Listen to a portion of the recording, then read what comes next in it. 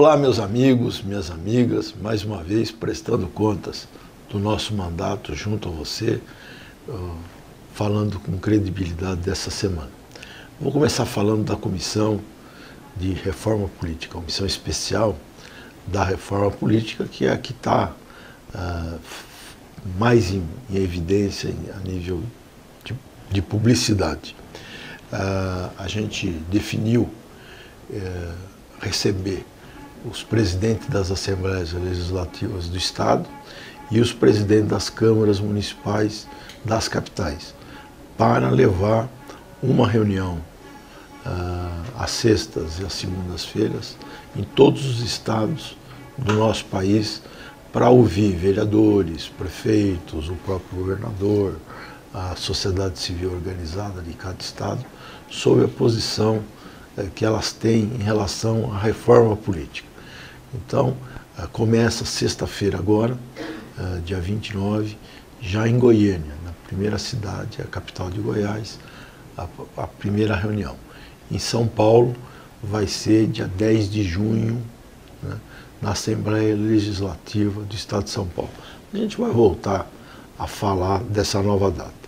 Hoje teve uma audiência pública também na reforma política, onde se apresentaram dois cientistas políticos de renome nacional, o Dr. David Flecha e o Dr.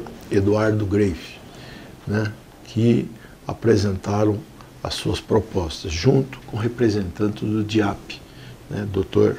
Antônio Queiroz.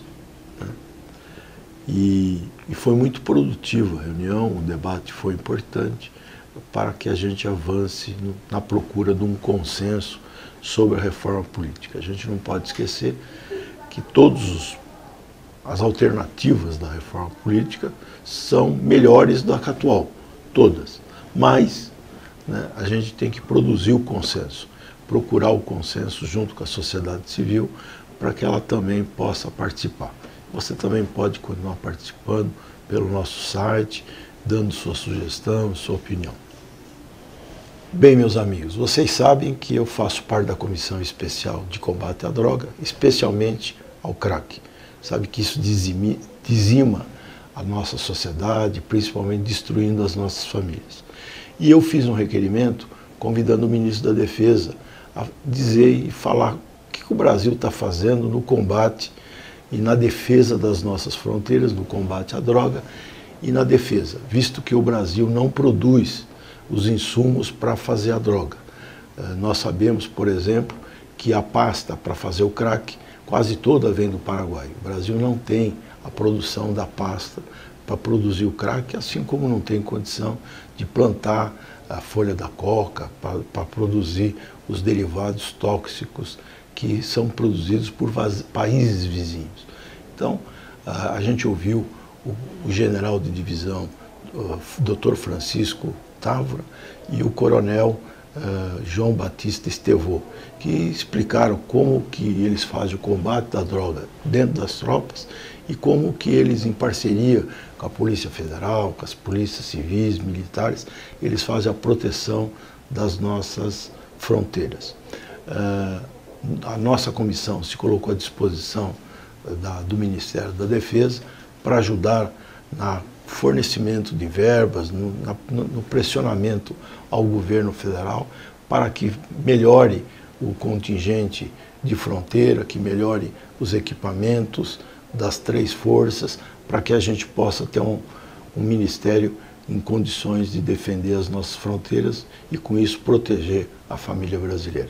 Na Comissão de Desenvolvimento Urbano foi pedida a presença da ministra Miriam Belchior do Planejamento. Mas havia também o pedido para ela comparecer na Comissão de Orçamento e na Comissão de Constituição e Justiça. O que houve? Houve uma reunião conjunta e a ministra compareceu, esclareceu os cortes orçamentários. A gente sabe que o Brasil está atravessando um momento econômico muito difícil, o governo não tem conseguido equilibrar suas contas, não está conseguindo fazer a implantação do orçamento, visto que menos de 2% foram gastos em janeiro e fevereiro, muito pouco de investimento para um Brasil que precisa crescer, precisa manter seu nível de desenvolvimento e precisa gerar cada vez mais emprego.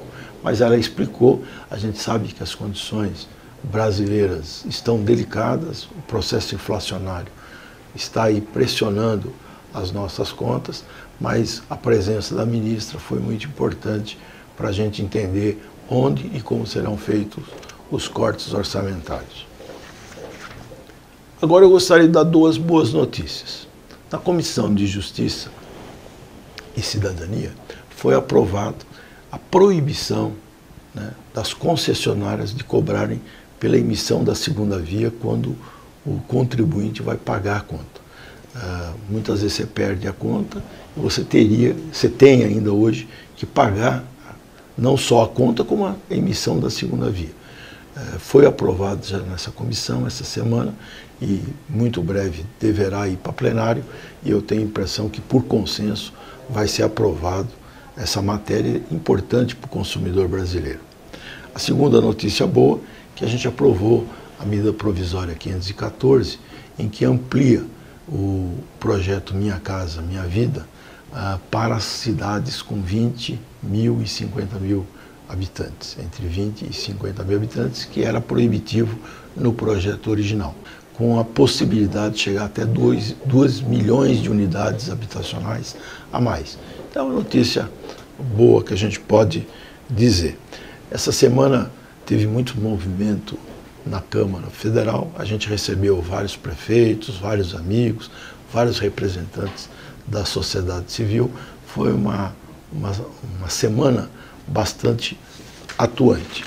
E, para finalizar, a gente quer dizer que acabou a novela no Supremo Tribunal Federal para saber quem que era suplente. Eu não sei se a população se ateve a esse problema, mas até hoje a gente não sabia se o suplente de um deputado que falece ou se afasta para ocupar um cargo, ou de um vereador ou um deputado estadual, se era da coligação dos partidos no processo eleitoral ou se era do partido em que o deputado, o vereador, se afastasse.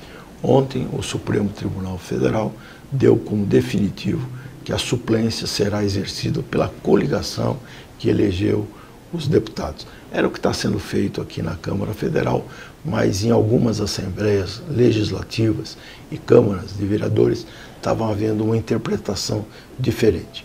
Então, agora a gente tem clareza do que vai acontecer na relação da substituição dos deputados.